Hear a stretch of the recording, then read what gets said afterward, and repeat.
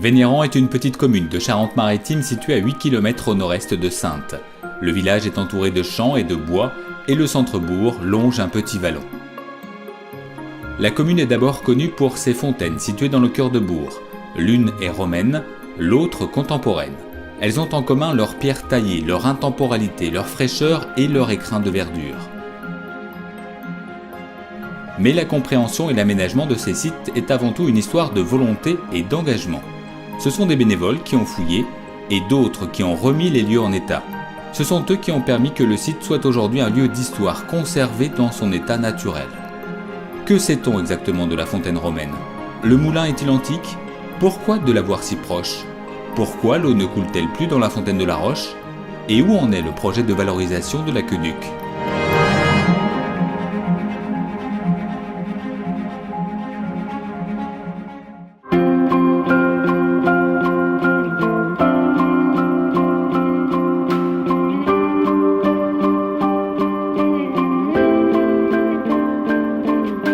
La fontaine romaine, c'est-à-dire la fontaine du moulin, date du 1er siècle avant Jésus-Christ. Les Romains ont utilisé 3 sources pour alimenter en eau potable sainte, alors appelée Mediolanum Santonum. Les eaux de la Font-Morillon, à Fontcouverte, de la Grand-Fonte, à Ledouais, et de la source de Vénérand, desservaient la ville antique via l'aqueduc. À Vénérand, les ingénieurs romains ont capté et dévié une rivière souterraine qui coulait au fond d'une diaclase, c'est-à-dire une fracture dans la roche. On trouve dès 1540 des écrits sur l'aqueduc de Vénérand, mais le travail de fouille des bénévoles de la Société d'archéologie et d'histoire de la Charente-Maritime a été déterminant pour éclairer la lecture de cet aménagement romain. Ces fouilles ont été réalisées par une trentaine de fouilleurs bénévoles à partir de 2003, sous l'impulsion de Bernard Bourgueil, et sous la direction de Jean-Louis Léret. Donc ici à Vénérand, à l'origine, avant que les Romains commencent à décider de capter l'eau de la rivière souterraine, il faut savoir que le niveau du terrain était à la hauteur de la surface. Donc ils ont creusé à 2 endroits différents. Ici, un premier endroit qui correspond à un puits.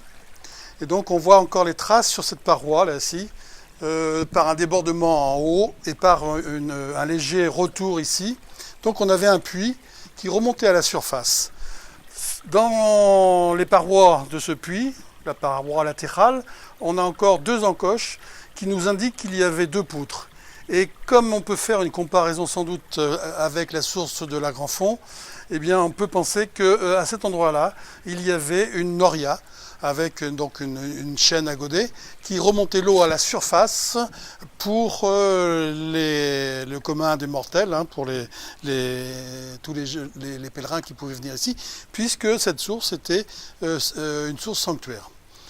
Tout à fait au fond là-bas, il y a un deuxième creusement, mais qui est bouché par des remblais contemporains, avant la salle où il y a le départ de l'aqueduc en tunnel vers la jonction de l'aqueduc.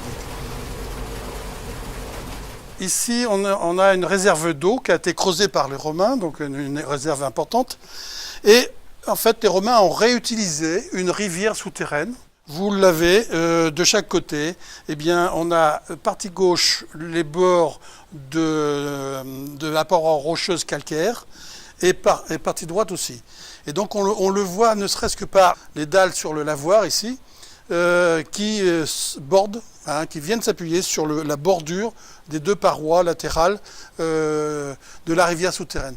En fait, à l'époque antique, ça, ce n'était pas dégagé. Et il y a ici donc un lavoir, mais le lavoir a réutilisé un lieu préexistant. C'est-à-dire qu'on a ces marches, tout ce creusement ne correspond pas du tout au lavoir. Et très certainement, c'est un aménagement que je ne sais pas encore actuellement définir, mais qui proviendrait du Moyen-Âge. Autre aménagement plus récent, la réalisation d'une niche au-dessus du bassin de captage. Le creusement abrite une statue en pierre polychrome de la Vierge à l'Enfant, datant du XVIIe siècle. Cette pierre que l'on a ici, qui a été posée par protection pour éviter la chute, en fait c'est une pierre qui a été prise dans la rivière souterraine, là ici, l'aménagement, et cette pierre correspondait au captage d'eau pour le conduit de l'aqueduc. Donc l'eau arrivait à la face extérieure, parce que la face extérieure n'a pas cet aménagement. Sur la face intérieure, on a une saignée en U qui permettait de recevoir un conduit que nous avons à l'intérieur là-bas. Ce sont des blocs calcaires en U qui venaient s'intégrer parfaitement dans cette échancrure. L'ensemble étant recouvert par une dalle également, comme on a également à l'intérieur du moulin. Et donc l'eau pénétrait par là. Et en fait, c'est que c'était une obligation. Le conduit ne pouvait pas supporter plus d'eau que nécessaire. Comme on rétrécit, c'est l'effet Venturi. On accélère donc l'eau qui passe à côté. Et donc cette eau, en accélérant, pouvait faire fonctionner une roue d'un meunier antique. Voilà l'hypothèse que je développe, qu'on verra un peu plus tard, puisque je reviendrai fouiller ici. De nouvelles fouilles pourraient également permettre de localiser plus précisément le tracé de l'aqueduc. Je subodore que là, on part dans un tunnel, et le tunnel doit arriver jusqu'à la voie ferrée, c'est-à-dire à 1 km. Et donc, comment ils ont fait pour réguler ce niveau? Alors, déjà, ici, ils s'y sont pris plusieurs fois pour retailler. Ils avaient des géomètres très compétents. D'ailleurs, l'ingénierie romaine hydraulique est très, très compétente. Ne serait-ce que par ce système-là, ce système est totalement inédit. On ne connaît pas dans le monde antique ce genre de système. Soit il prenait souvent des mesures, soit éventuellement à un moment donné il rectifiait il remettait un peu de béton pour. Mais ça je ne l'ai pas encore prouvé en fait. Je n'ai pas trouvé dans les éléments que j'ai fouillés de rehausse de béton. S'il reste des hypothèses à confirmer ou infirmer, l'intérêt historique et architectural des sources de Vénérand, comme l'ensemble de l'aqueduc, ne fait aujourd'hui aucun doute. Les vestiges sont classés monuments historiques depuis août 1990. L'aqueduc dans son intégralité a obtenu ce classement en 2011. On a fait classer quand même l'ensemble des aqueducs de Saintes, sur tout le parcours, monument historique. C'est-à-dire que la source ici est classée monument historique, toutes les sources, mais tout le parcours. Et c'est le premier aqueduc, le premier et le seul aqueduc en France qui est classé monument historique sur tout son parcours. Beaucoup d'aqueducs ne sont même pas classés et ils n'ont même pas un élément de classer.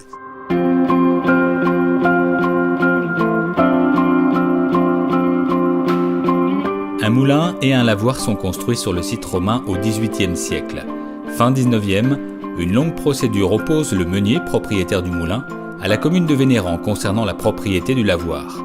La justice tranche en 1876, le meunier est désigné seul propriétaire du lavoir.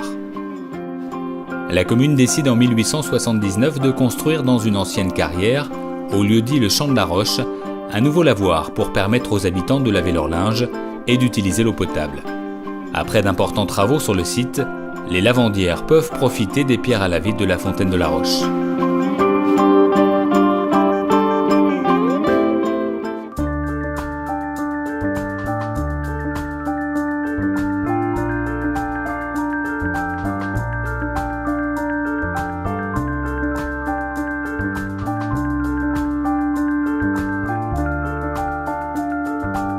Le 8 décembre 1931, la commune de Vénérand achète le moulin à une descendante du meunier et retrouve ainsi l'accès au lavoir.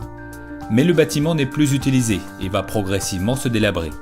La toiture s'effondre, les murs sont mangés par le lierre et l'intérieur se remplit de gravats. En novembre 1990, sous l'impulsion du maire Guy Drouillard, le conseil municipal décide de restaurer le site. Le projet comprend la rénovation du moulin et la mise en valeur du lavoir. Mais le coût des travaux est très important et le maire décide, comme il l'avait déjà fait pour d'autres projets, de mobiliser les bonnes volontés. Je ne suis pas parti sur un nombre d'individus pour travailler, hein. Je suis parti plutôt sur donner l'envie aux gens d'essayer de faire cette tentative de rénovation des fontaines. Voilà. Les fontaines, on trouvait que c'était un bel endroit, enfin aussi bien moi, ma femme, mais en même temps que ça se dégradait. Et quand il a été question de remettre ça plus en valeur, on a la chance ici d'avoir ça, et il y a beaucoup de communes qui n'ont pas ce genre de site, et on se dit mais faisons-en profiter le plus de monde, quoi. Donc c'est pour ça que oui, ça nous parlait.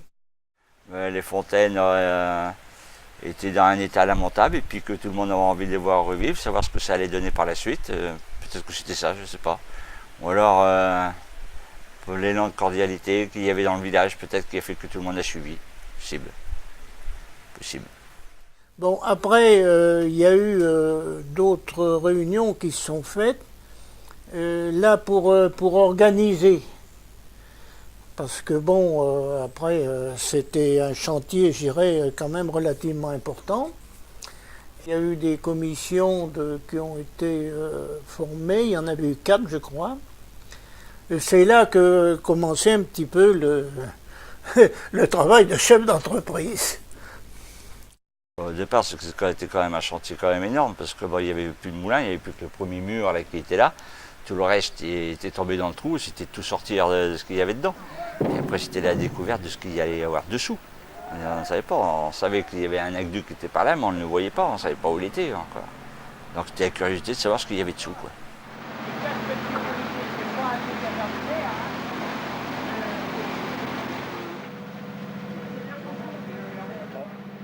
C'est ça qui nous a beaucoup donné de travail, c'est d'enlever, déblayer tout ce que le canal, le petit canal, il était bouché. C'est le tas de terre qu'on a enlevé de dedans.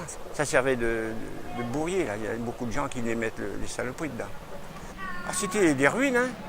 C'était presque tout bouché, hein. Il n'y avait plus rien qui paraissait. Le petit canal qu'il y a où il y a là, c'était bouché, hein. Il y avait juste le milieu où il y a encore on a la sortie, où les gens venaient jeter des pièces. Et il y avait quoi? On a retrouvé les roues du moulin, et puis le départ de l'aqueduc, c'est surtout ça qui était impressionnant, le départ de l'aqueduc, le vrai départ de l'eau, où l'autre repartait après, parce qu'on ne le voyait presque pas, il y avait qu'un tout petit trou. C'était impressionnant quand même. Ouais. Les tâches sont pénibles, mais le travail s'organise dans une grande convivialité. Chacun avait sa compétence, et puis il y avait ceux finalement qui avaient leur bonne volonté, et puis et qui s'intégraient, et il s'agissait soit de prendre une brouette et puis de la remplir de ciment et ou de mortier, et puis de la vider un peu plus loin. Et c'est vrai que moi j'y allais le matin avec plaisir. C'était surtout le matin, le travail c'était surtout le matin de bonne heure, parce qu'on avait pas mal de maçons avec nous, et c'était des gens qui étaient habitués à travailler de 7h du matin jusqu'à midi, et après c'était cool, disons. Ce qu'il fallait surtout, c'est essayer de maintenir, je dirais, cette ambiance de bénévolat, de rencontres entre copains, parce que c'était un petit peu ça, hein, le bénévolat. Il n'y avait pas que le travail, hein. C'était des gens qui étaient à la retraite, beaucoup, et puis des gens qui avaient besoin de se rencontrer. Parce que je peux même te dire que ça chahutait, ça rigolait, ils s'en racontaient des histoires, hein. Il y en a qui prenaient leur voiture pour aller au cinéma, mais nous, notre plaisir, c'était de venir aux fontaines. Le chantier de déblaiement du moulin terminé, les bénévoles entament le creusement de l'aqueduc, obturé par les remblais, afin de retrouver son cheminement. On avait quand même pas mal de détails des anciens, donc on savait qu'il y avait des départs de l'aqueduc. J'ai d'ailleurs participé au déblaiement de l'aqueduc, c'était un gros travail. On avait des seaux en bas, et puis on évacuait au fur et à mesure avec une grue les gravats qui étaient après chargés dans un camion, une remorque, et puis s'en allaient dans les carrières. C'était pas trop dur, étant donné que bon, c'était quand même humide, mais il reste encore du travail à faire parce qu'on n'a pas pu aller bien loin, parce que vu la quantité de gravats qu'il y a évacué. Voilà.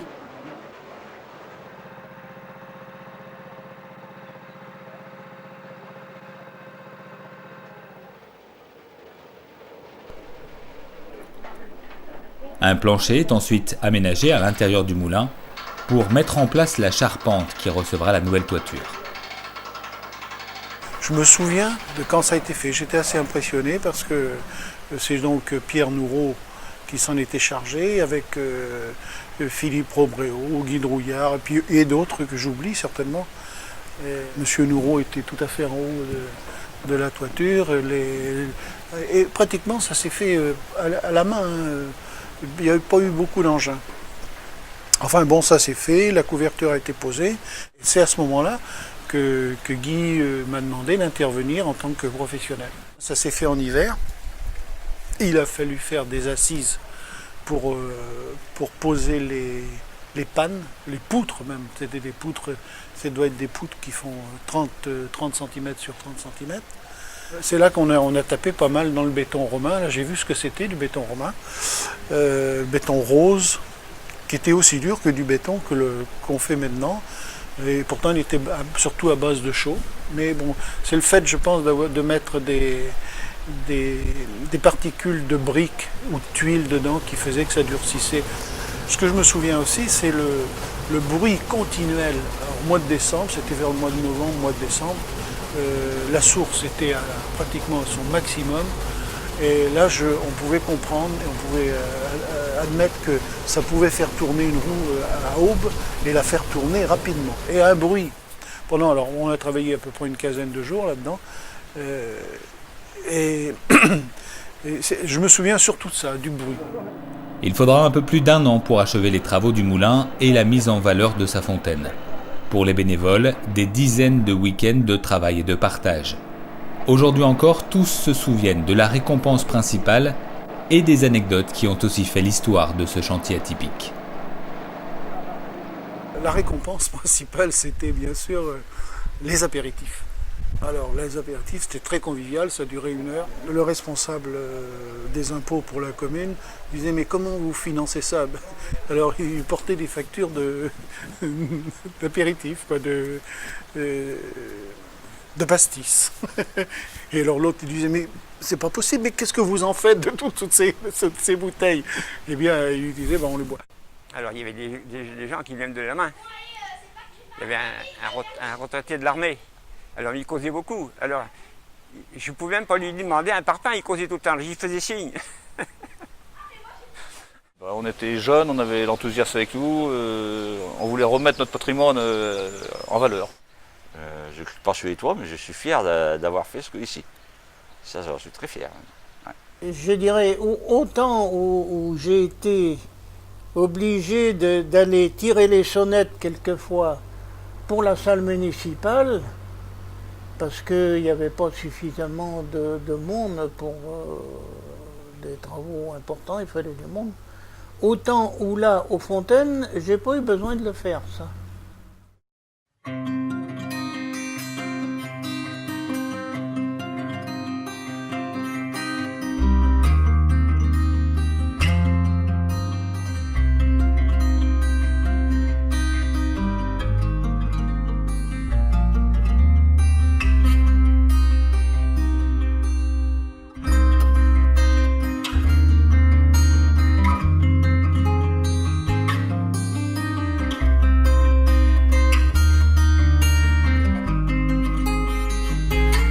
La fontaine de la Roche est située à une centaine de mètres seulement du moulin. Anciennement appelée la Grande Fontaine, par opposition à la Petite Fontaine du Moulin, elle est accessible par un grand escalier. Une grotte apparaît derrière les bassins de la fontaine. C'est là que se situe la source qui a d'abord tari en période de sécheresse avant de cesser d'alimenter le lavoir. En même temps que la rénovation du moulin, les bénévoles lancent au printemps 1991 un programme de travaux destiné à réalimenter les bassins. Nous avons repris les mêmes principes que nos prédécesseurs, puisqu'ils avaient fait un genre de petit bassin, enfin du moins une retenue d'eau, avec une trappe pour réguler. Alors, on a dit, bon ben, on va en faire autant, et en amont. Et c'est là que nous est venue donc l'idée de monter ce petit mur que vous pouvez voir derrière moi. Mais pour monter ce petit mur, c'était quand même un travail assez important, parce que d'une part, comme je vous disais tout à l'heure, il y avait encore quand même pas mal d'eau qui arrivait. C'est comme ça qu'on a fait appel aux pompiers, qui sont venus avec 2 pompes, et pendant 1h30, 2 heures peut-être, ils ont pompé, et quand ça a été à peu près, pas séché parce que l'eau arrivait toujours, mais enfin qu'il y a eu beaucoup moins d'eau, on a commencé le mur avec un apport de ciment fondu dans les mortiers de façon à faire une prise rapide. Et les pompes des pompiers continuaient toujours à absorber l'eau, ce qui fait que ça a duré quand même pas mal de temps, parce que le petit mur il n'est pas bien long, mais monter moellon par moellon, ça demandait quand même du temps. Des ouvrages de maçonnerie sont repris, les bassins du lavoir nettoyés, les conduits débouchés et vérifiés avant la tentative de remise en eau. L'eau, effectivement, étant retenue, a monté derrière ce mur et a repris le canal qui avait été fait par nos prédécesseurs au XIXe siècle, et le bassin s'est re-rempli d'eau de nouveau. Alors, ça c'était une première manche qui était gagnée, mais on n'a pas tardé à s'apercevoir que maintenant, l'eau était bien dans le bassin, mais elle n'évacuait plus.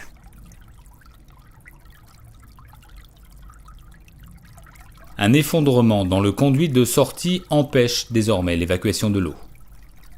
Autre mauvaise nouvelle, sous la pression de l'eau, un passage s'est créé sous les fondations du mur, et la source cesse à nouveau d'alimenter le lavoir. L'eau a dû reprendre son chemin naturel, et puis pas s'occuper du travail que nous avions fait. On n'a pas abouti, on est bien obligé de l'admettre, puisque au jour où je vous parle, c'est exactement dans le même état que lorsqu'on a commencé ces travaux. On a simplement le mérite d'avoir essayé de faire quelque chose. Les sites des fontaines ont connu bien d'autres événements, comme des crues remarquables qui ont inondé le secteur en 1982, l'effondrement du mur de soutènement en novembre 1992 et qui sera reconstruit par une entreprise de bâtiment.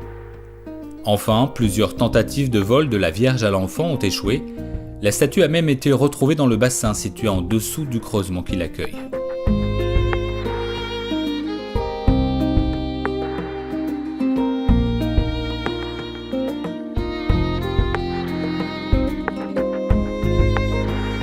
Pour la mise en valeur des 2 fontaines, le volume de travail dégagé est estimé à près de 2000 heures.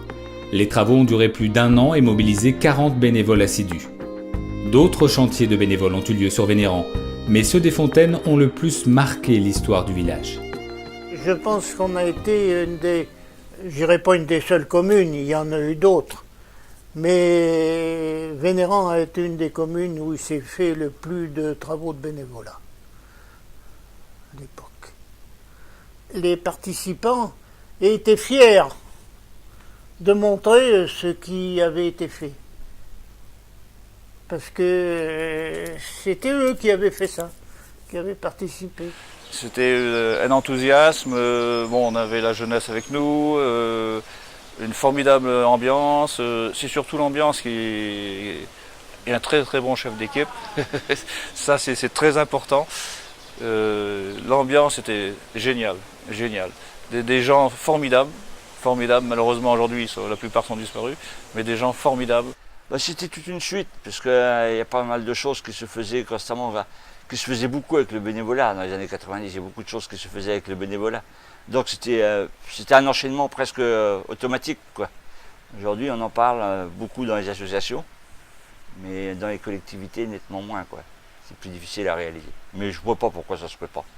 Il faudrait peut-être aller chercher les gens chez eux, par contre. C'est vrai que tout a changé, les gens ont changé, les méthodes de vie ont changé et qu'il y a peut-être plus, on a grossi aussi dans le village et qu'on n'a peut-être plus la cohésion qu'il y avait avant de tous des gens qui avaient été à l'école ensemble, qui se connaissaient depuis longtemps, donc qui formaient vraiment un groupe. Il faudrait le reformer, ce groupe, mais pourquoi pas? Quand c'est plaisant à faire, on le ferait. Oui, c'était un très bon moment. Je pense dans la mémoire, si on peut dire, collective de la commune, c'est un très beau moment qui reste, c'est sûr.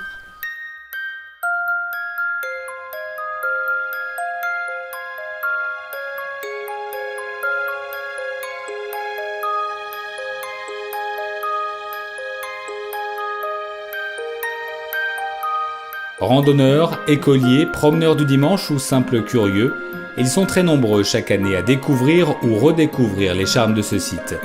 Si la fréquentation n'a jamais été mesurée, plus de 11 000 commentaires ont été laissés sur les livres d'or installés dans le moulin depuis juillet 1995. Près de 7% des messages sont laissés par des visiteurs étrangers. On avait réussi à créer, je dirais, un site touristique sur Vénérand. Et parce que les gens qui recevaient leur famille ou les trucs, les fontaines, ça faisait une sortie. On allait se balader aux fontaines.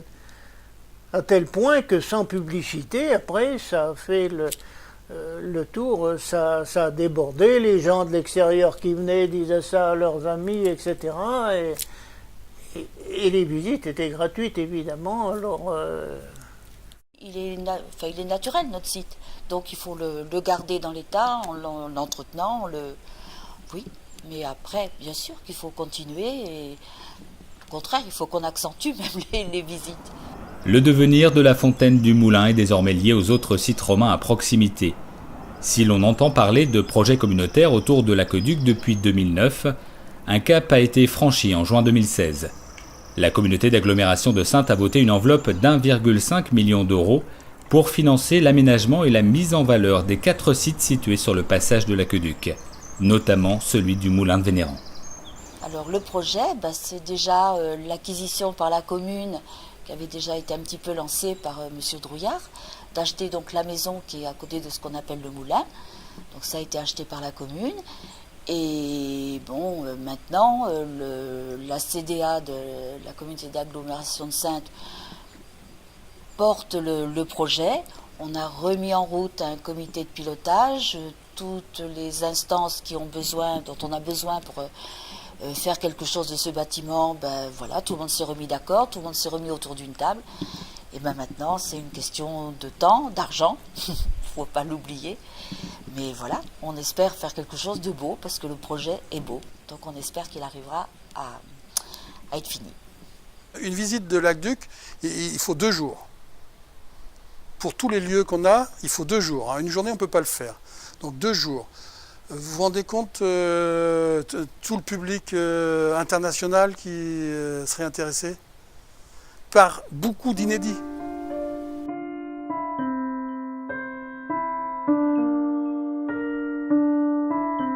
On a toujours aimé ce coin de verdure, de fraîcheur, qui était connu déjà depuis excessivement longtemps, puisque même les Romains l'ont apprécié.